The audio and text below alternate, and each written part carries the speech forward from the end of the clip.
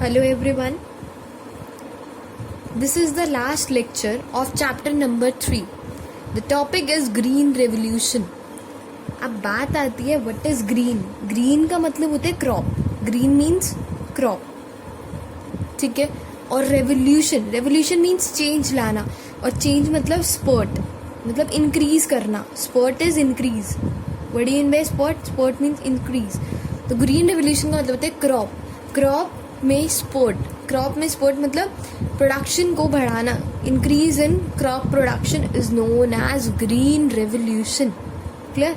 तो question number very important topic it is कि green revolution क्या होता है. तो ग्रीन रेवोल्यूशन का मतलब होता है इंक्रीज इन क्रॉप प्रोडक्शन, कि कितनी क्रॉप में प्रोडक्शन को बढ़ाना.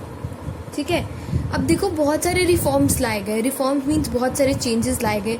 हमने कुछ लास्ट क्लासेस में डिस्कस भी की है. लाइक हमने पढ़ा जनरल रिफॉर्म्स लाए गए, कुछ टेक्निकल रिफॉर्म्स लाए गए, जैसे पेस्टिसाइड्स का यूज़ बढ़ाया गया ताकि प्रोडक्टिविटी अच्छी हो. कुछ हमने डिस्कस किया लाइक लैंड रिफॉर्म्स, कि लैंड से रिलेटेड क्या क्या चेंजेस लाए गए. इंटरमीडिएरीज को हटा दिया गया, सीलिंग लगा दी लैंड होल्डिंग्स पे, कंसोलिडेशन किया लैंड होल्डिंग्स का. दैट इज कि हमने पढ़ा बहुत सारे रिफॉर्म्स लाए गए. अच्छा, ये सारे रिफॉर्म्स लाए क्यों गए? हमारा मोटिव क्या था? हमारा मेन मोटिव था, जितने भी रिफॉर्म्स लाए गए उनके पीछे हमारा मेन मोटिव क्या था? प्रोडक्शन बढ़ जाए, किसी भी तरीके से प्रोडक्शन बढ़ जाए. हमारा ये मेन मोटिव था.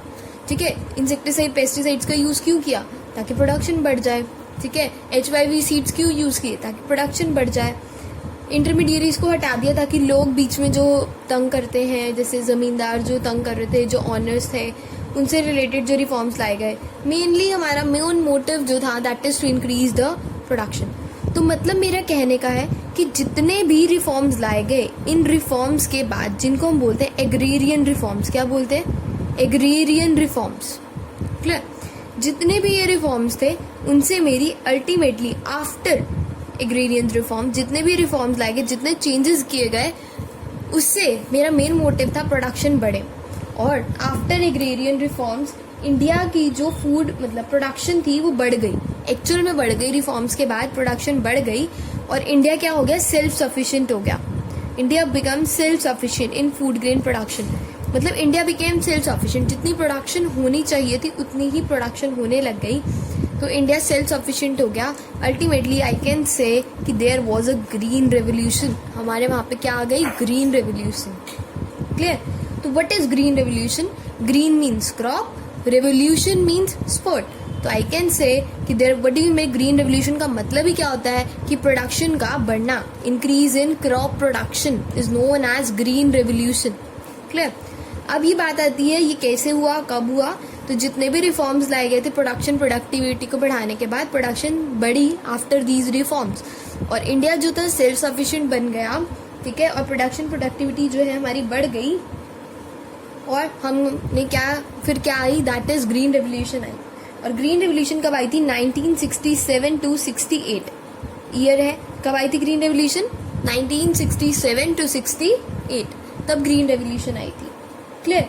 और इससे जो हमारी फूड ग्रेन प्रोडक्शन थी वो नियरली 25% बढ़ गई थी. कितने परसेंट बढ़ गई थी?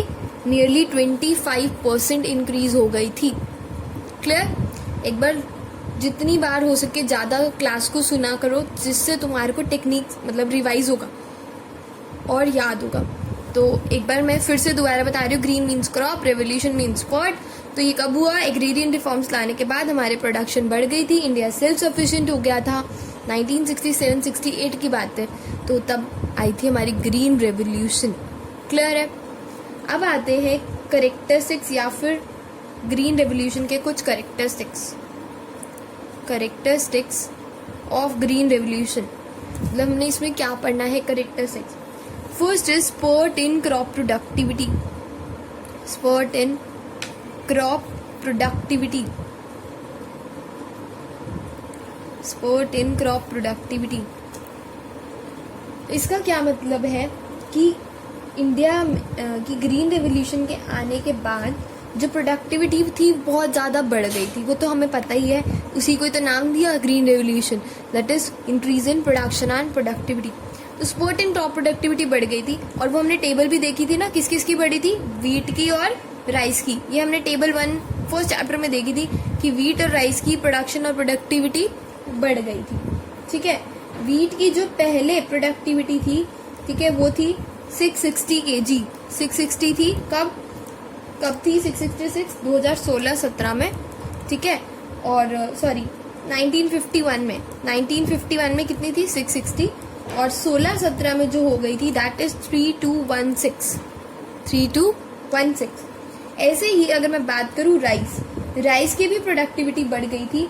1951 में जो थी मेरे पास 665 थी और बढ़ के हो गई थी 2550। तो दिस इज द पॉइंट कि प्रोडक्टिविटी को बढ़ाना, दैट इज ग्रीन रेवोल्यूशन। तो this is the first point कि ग्रीन रेवोल्यूशन से जो हमारी इंडिया थी उनकी दोनों में प्रोडक्शन और प्रोडक्टिविटी, वीट और राइस दोनों की बढ़ गई थी। और इंडियन इकोनॉमी अब स्टेगनेंट इकोनॉमी नहीं रही थी। स्टेगनेंट क्या होता है, जिसमें ग्रोथ का कोई स्कोप नहीं होता, बट स्टेगनेंट इकोनॉमी जहाँ पे कोई ग्रोथ का स्कोप नहीं होता। तो Indian economy was no more stagnant. अब इंडियन इकोनॉमी स्टेगनेंट नहीं रही। ठीक है, मतलब अब इंडियन इकोनॉमी में भी ग्रोथ आनी शुरू हो गई। क्लियर। सेकेंड पॉइंट जो हमारा आता है that is shift from subsistence to commercial farming। मतलब पहले क्या होता था, हम लोग सिर्फ इतना बनाते थे कि सबसिस्टेंस मतलब सर्वाइवल के लिए, सिर्फ अपने लिए। Now we shifted to commercial farming मतलब मार्केट में हम शिफ्ट हो गए थे। हमने कमर्शियल फार्मिंग करने, मतलब पहले सिर्फ सेल्फ सफिशिएंट थे, इतनी प्रोडक्शन करते थे जितनी खुद के लिए चाहिए। नाउ जब हमारी प्रोडक्टिविटी बढ़ गई तो हमारा जो फोकस था वो कमर्शियल भी शिफ्ट हो गया कि मार्केट में भी बेचें और प्रॉफिट कमाएं। ठीक है, कमर्शियल मीन्स मार्केट, कि हम मार्केट में भी बेचें और प्रॉफिट कमाएं। क्लियर। और कुछ पढ़ते हैं, इसमें कुछ और पॉइंट्स नहीं है। That is change in farmers outlook. Third point आता है हमारे पास change in farmers outlook. Change in farmers outlook क्या होता है कि जो पहले हम लोग सोचते थे, क्या सोचते थे कि हम लोग अपने लिए ही प्रोड्यूस करेंगे। अब फार्मर्स का आउटलुक चेंज हो गया। अब वो सब्सिस्टेंस के साथ साथ क्या सोचने लग गए, उनका आउटपुट क्या हो गया, कमर्शियल वेंचर, कि अब वो कमर्शियल बिजनेस भी कर सकते हैं। क्या सोचने लग गए, that now they can even do commercial venture भी कर सकते हैं। क्लियर। ऐसा क्यों हुआ, क्योंकि अब प्रोडक्टिविटी बढ़ गई ना, और उसकी वजह से उनका आउटलुक भी चेंज हो गया। ठीक है, कि अब हम खुद के लिए तो बनाते ही थे, अब हम मार्केट में भी बेचेंगे। क्लियर। फोर्थ पॉइंट जो हमारा आता है that is self sufficiency in food grain production. Self sufficiency in food grain production मतलब इंडिया जो था सेल्फ सफिशिएंट बन गया था फूड ग्रेन की प्रोडक्शन में। India became self sufficient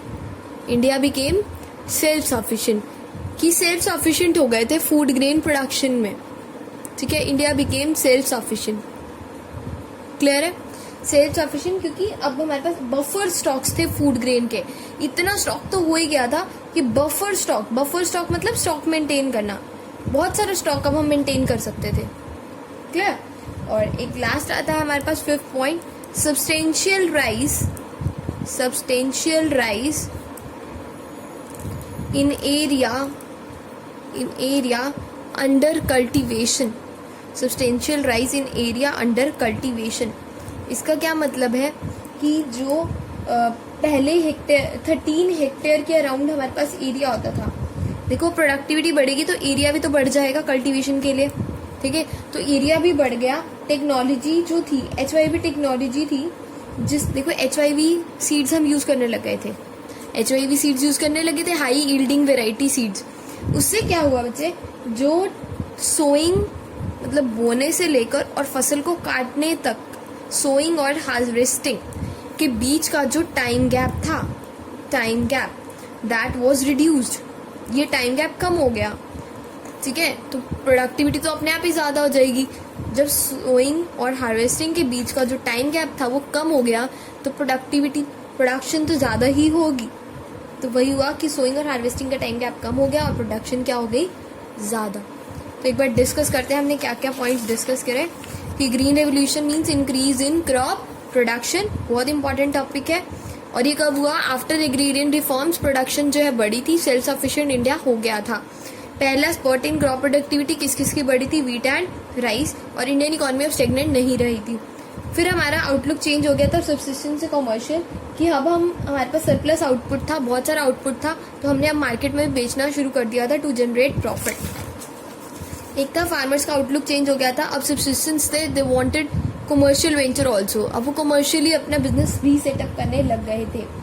self sufficiency इन फूड ग्रेन प्रोडक्शन, हमारे पास इतना स्टॉक तो था ही कि हम सेल्फ सफिशिएंट थे, हमें किसी और की ज़रूरत नहीं थी, that we are maintaining buffer stocks, और एरिया भी बढ़ गया था।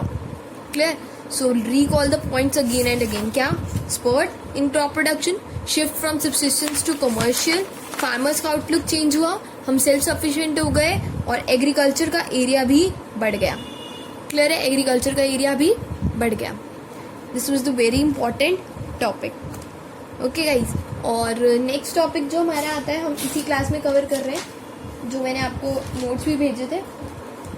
नेक्स्ट आता है लिमिटेशंस ऑफ ग्रीन रेवोल्यूशन। क्या प्रोडक्टिविटी बढ़ गई तो क्या बस हमने सब कुछ अचीव कर लिया? ग्रीन रेवोल्यूशन की लिमिटेशंस मतलब कोई फेलियर्स नहीं रहे। हम जो चाहते थे प्रोडक्टिविटी को बढ़ाना, यही था मेरा ग्रीन रेवोल्यूशन।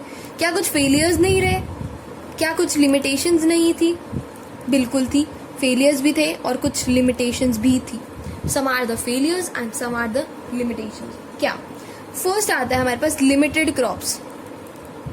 लिमिटेड क्रॉप्स में क्या आता है कि जो आउटपुट था ना वो बड़ा तो था, आउटपुट तो बड़ा था, बट क्या सब क्रॉप्स का बड़ा था? क्या सब क्रॉप्स का आउटपुट बढ़ गया था? नो, कुछ क्रॉप्स का अभी भी आउटपुट जो था वो नहीं बढ़ा था। ठीक है, इसलिए ये फेलियर था, ये लिमिटेशंस थी कि सब क्रॉप्स का आउटपुट नहीं बढ़ा था। कईयों का तो बढ़ गया था, ठीक है, ग्रीन रेवोल्यूशन आई थी, बट सब क्रॉप्स का आउटपुट इक्वली नहीं बढ़ा था। That is limited crops. किन किन का नहीं बढ़ा था? Like cotton, like jute and T etcetera. ऐसी क्रॉप्स थी जिनका आउटपुट नहीं भी बढ़ा था। क्लियर? राइस और व्हीट का तो चलो बढ़ गया था, बट कॉटन, जूट, टी, इनका आउटपुट नहीं बढ़ा था। तो लिमिटेड क्रॉप्स, प्रोडक्टिविटी बढ़ी थी, प्रोडक्शन बढ़ी थी, बट कुछ क्रॉप्स की नहीं भी बढ़ी थी। सेकेंड पॉइंट, और क्या हुआ? Uneven spread. अनइवन स्प्रेड मतलब क्या ग्रीन रेवोल्यूशन हर कंट्री में आ गई थी, हर कंट्री में प्रोडक्टिविटी बढ़ गई थी? No, uneven spread. कहीं एरियाज में कोई रेवोल्यूशन नहीं थी, कोई भी चेंज नहीं था, कोई प्रोडक्टिविटी नहीं बढ़ी। कहाँ पे? जैसे बिहार में, मध्य प्रदेश में, ठीक है, और ईस्टर्न यूपी में, ठीक है, उड़ीसा में। तो कुछ एरियाज में जो था वो प्रोडक्टिविटी नहीं बढ़ा, जिसका नाम है अनइवन स्प्रेड। क्लियर? थर्ड आता है इकोनॉमिक डिवाइड। इकोनॉमिक डिवाइड क्या होता है? मतलब रिच और पुअर की लड़ाई। बट इज इकोनॉमिक डिवाइड जो बांटता है आपको रिच एंड पुअर में। किसे बांटता है? रिच एंड पुअर में। तो कई लोग जो गरीब थे ना, पुअर थे, मतलब जो जहाँ पे जिस एरिया में पॉवर्टी थी, वो प्रोडक्टिविटी नहीं बढ़ा पाए क्योंकि वो कर्जे में फंसे हुए थे, ऑलरेडी इंडेबिटेड, वो बहुत ज्यादा इंडेबिटेड थे पहले से ही, तो वो प्रोडक्टिविटी को नहीं बढ़ा पाए। Economic divide, rich and poor के बीच की वजह से जो लोग पुअर थे, they can't increase the production and productivity because they are already indebted, they are very much trapped in the poverty trap। ठीक है, और लास्ट आता है हमारे पास fourth point, limited farming population. Limited farming population. देखो, कुछ लिमिटेड फार्मिंग पॉपुलेशन में क्या कहता है, जो भी हमारे इनपुट्स थे ना वो बहुत महंगे थे। जैसे अब कह तो दिया उन्होंने HYV सीड्स यूज करो, प्रोडक्शन बढ़ जाएगी, तो क्या हर कोई अफोर्ड कर सकता है HYV सीड्स? नो, महंगे थे, इनपुट्स ही महंगे थे। ठीक है, HYV टेक्नोलॉजी सब यूज नहीं कर सकते थे, महंगी थी। तो कहीं ना कहीं इस चीज़ की भी प्रॉब्लम रही कि सब लोग HIV सीड्स नहीं ले पाए, इनपुट्स महंगे थे, तो लिमिटेड फार्मिंग पॉपुलेशन जो लोग कर रहे थे ना, प्रोडक्शन बढ़ा रहे थे, वो लिमिटेड लोग थे, ठीक है। तो उस वजह से ग्रीन रेवोल्यूशन के कुछ फेलियर्स भी रहे। क्या? सारी क्रॉप्स नहीं हो पाई, कहीं स्टेट्स में नहीं हो पाया, कहीं पे इकोनॉमिक डिवाइड की प्रॉब्लम रही और कहीं पे लिमिटेड फार्मिंग पॉपुलेशन रहा। इस चैप्टर में देखो हमने डिस्कस किया 5-6 टॉपिक्स ही हमने इसमें जो डिस्कस किया। एक तो रिफॉर्म्स आने के, कोई भी एक रिफॉर्म्स में से क्वेश्चन आ सकता है। हमने पढ़े थे technical reforms, land reforms and general reforms, 3 types of reforms पढ़े थे।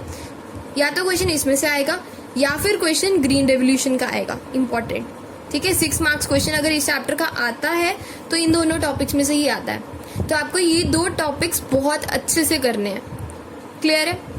And the last thing, with this your chapter is over, ठीक है। आप सबका ये चैप्टर खत्म हुआ।